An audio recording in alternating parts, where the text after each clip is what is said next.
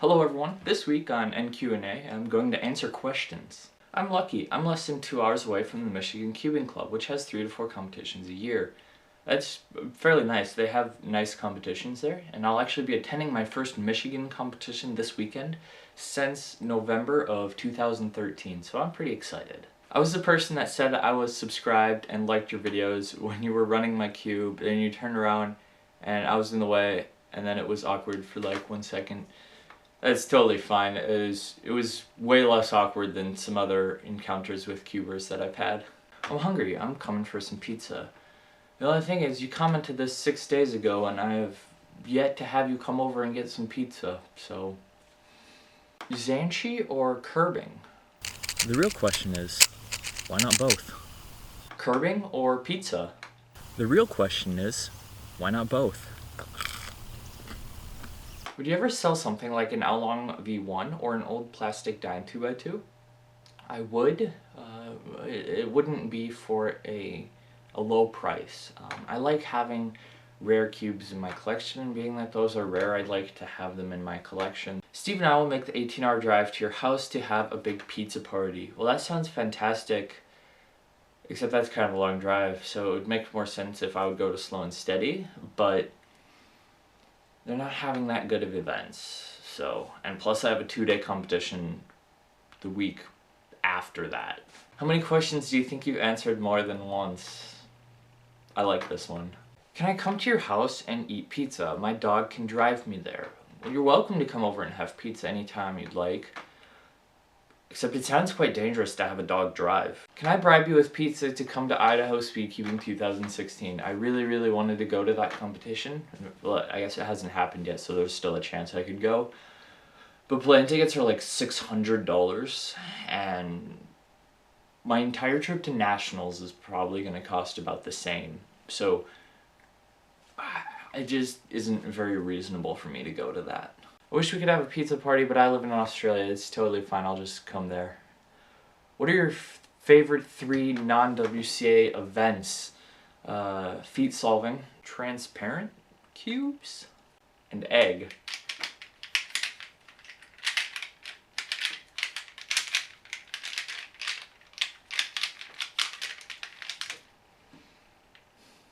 That did not go nearly as smoothly as it used to.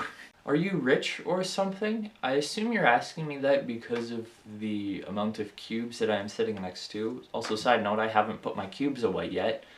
I'm not rich. I'm not rich in the slightest. I would be considered very not rich. And I buy all these cubes myself, or I get them sent to me from different companies. But I've been collecting these cubes and puzzles you see around me since 2003. And so it's actually taken a lot of work to save up to buy some of these cubes. I used to have to save up to buy a $10 cube back, 2009 or so.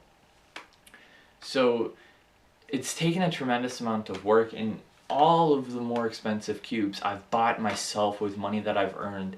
I've earned it as many different ways as you could possibly think of. I guess not that many different ways, but as a younger kid, I would, buy and sell fish tanks, and I still do that now, and, babysitting, just any different way I could make money, I would try and make money, and then I would put it into my cubes or my animals, and I'd try and save some, and I would save some to get, larger cubes, but by no means am I rich or ever have been. What motivates you to keep collecting many cubes and puzzles? Nothing except for solving new puzzles and cubes. I would consider myself more of a puzzle solver than a puzzle collector. It just happens that I like to keep so many different ones around because so many different cubes have different solves, and like with the speed cubes, all of them solve a different way. Not, you solve them all the same way, but there's different feelings and different sizes. And the differences between all of these different cubes has kept me interested for so long. Nationals this year has like 800 people signed up or waiting. At what point do you think the WCA should put a qualifier in place for national level events, i.e. certain minimum Rubik's Cube average or minimum number of competitions attended? I say this because very few venues will be able to host more than 600 people, and many cubers, even ones who are relatively good, may not be able to attend a competition because of the size constraints. Should the WCA try to keep newer cubers in smaller competitions to allow more seasoned ones the chance to go to large competitions?